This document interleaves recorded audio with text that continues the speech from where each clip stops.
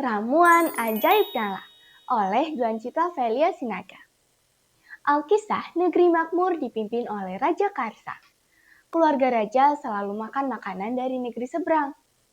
Setiap bulan, rombongan pengantar makanan akan membawa bermacam-macam bahan makanan mewah, seperti gandum, salmon, buah beri, keju, dan masih banyak lagi. Namun suatu hari, rombongan pengantar makanan tidak bisa datang dengan cepat karena kuda-kuda terlatih yang biasa digunakan untuk mengantar terserang penyakit hewan. Beberapa hari berselang, rombongan pengantar makanan akhirnya datang. Namun ketika bahan makanan diolah dan dihidangkan untuk raja, keluarga raja malah sakit perut hebat. Aku berikan waktu selama 1 minggu untuk semua koki mencari penyebab keluargaku sakit perut. Perintah raja. Semua koki menjadi cemas. Kepala koki istana, Gemma, pergi menemui sahabat karibnya yang bernama Bibat yang dulu bekerja sebagai tabib istana. Ia berharap Bibat bisa membantunya menemukan penyebab sakit perut. Bibat memeriksa bahan makanan raja dengan teliti. Ternyata bahan makanan raja mengandung pengawet.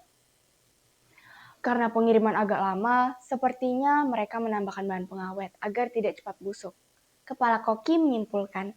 Sebelum pulang, Bibat mengajak kepala koki untuk makan di rumahnya. Kepala koki menyantap makanan yang dihidangkan. Wah, ajaib sekali. Setelah makan makanan ini, tiba-tiba lelahku selama perjalanan tadi hilang. Siapa yang memasaknya? Putri Bibat, Nala yang memasaknya. Aku menggunakan bahan-bahan segar dan alami. Aku mencatat semua resep yang kubuat setiap hari dalam buku ini. Kepala koki meminjam buku resep Nala dan naik ke kereta kuda, melanjutkan perjalanan kembali ke istana. Keesokan harinya, para koki kembali memasak untuk raja. Kali ini sesuai buku resep Nala. Hari pertama, mereka mengolah ikan patin segar yang dimasak dengan berbagai rempah dalam sebilah bambu. Disajikan dengan talas kukus, lalapan segar, sambal tomat, dan potongan buah mangga sebagai pencuci mulut. Raja dan keluarganya makan dengan lahapnya. Lalu, hari kedua, ketiga, keempat, kelima, dan keenam, para koki terus memasak sesuai buku resep Nala. Hingga tiba hari ketujuh. Raja memanggil semua koki menghadapnya. Salam para koki. Selama menyantap menu seminggu kemarin, aku merasa tubuhku lebih sehat dan bugar. Apa yang kalian ubah dari resep biasanya?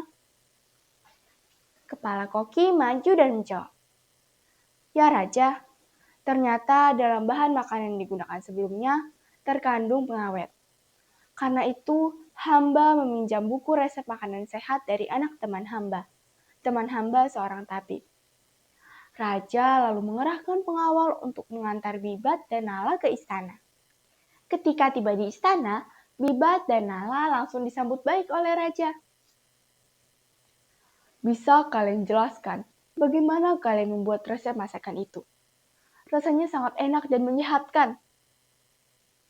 Paduka Raja, perkenalkan hamba Nala. Dan ini ayah hamba. Kumpulan resep yang hamba buat, bahan-bahannya mudah didapatkan. Biasanya hamba ambil dari kebun kami, atau dari petani dan peternak di desa kami.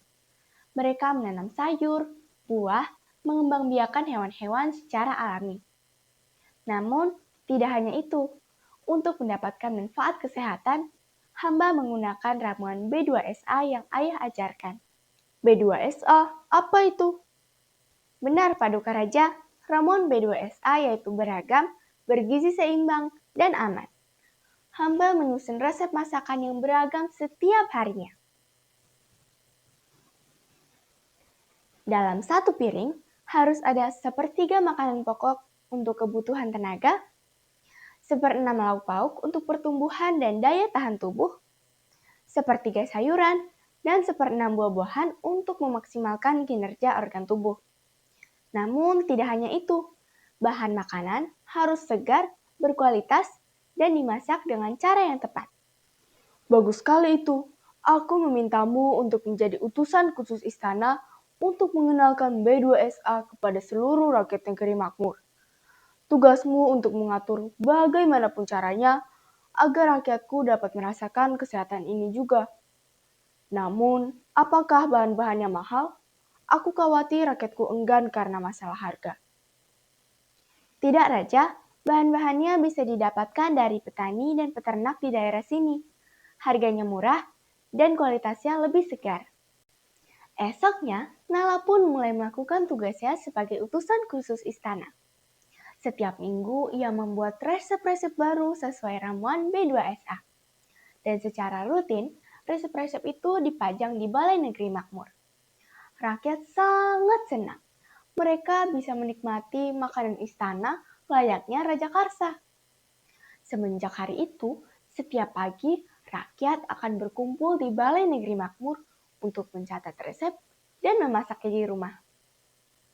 Akhirnya, keluarga Raja Karsa dan rakyat negeri makmur hidup sehat, bahagia berkat pola pangan B2SA.